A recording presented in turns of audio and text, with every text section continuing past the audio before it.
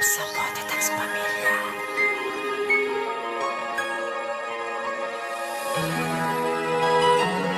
Stephen L. Music.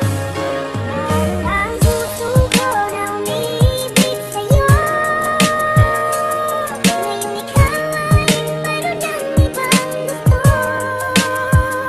Sana nun pa sinabi ko na minamahal kita.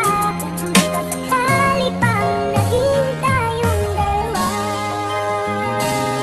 Sana pala noon pa man sinabi ko nang gusto kita, na habang buhay nga sana ay makasama ka. Ngunit paano kung nga ba ito magagawa, kung ang aking puso't damdamin ay laging nahihiya ipagtapat nga sa'yo ang tunay kong nadarama. Ano ba tong aking dibdib, lagi na lang dinadaga, halos hindi na mawala sa tuwing kinakausap ka. Dalangin ko nga araw-araw ay mapasa akin ka, kaso ako'y nangangamba kasi baka mapahiya kapag sinabi kong mahal kita. Tumawa ka bigla at sabihin mo sa akin wag na kong umasa pa, dahil meron ka nang minamahal, ba't sumisingit pa? Alam ko yon, kaya nga ayaw kong ipagtapat eh. Ang puso ko na umiibig sa'yo. Ngayon ikaw ay mayroon ng ibang gusto. Sana nun pa sinabi ko na minamahal kita. Baka sakali pang naging tayong dalawa.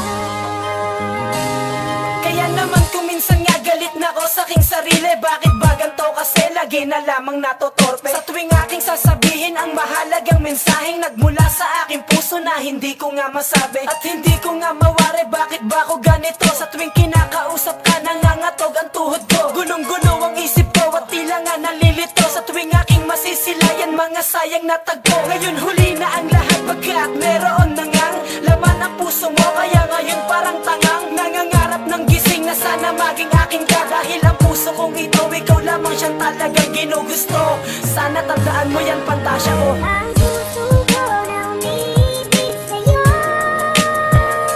Ngayon ikaw ay mayroon ng ibang gusto. Sana nun pa sinabi ko na minamahal kita. Baka sakali pang naging tayong dalawa.